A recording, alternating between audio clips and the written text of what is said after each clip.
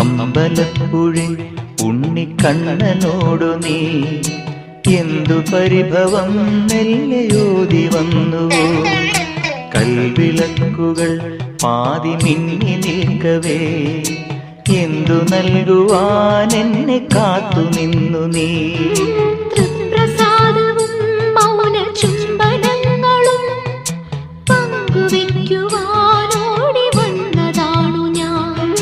രാഗചന്ദനം നിന്റെ നെറ്റിയിൽ തൊടാൻ ഗോപകന്യയായോടി വന്നതാണു ഞാൻ.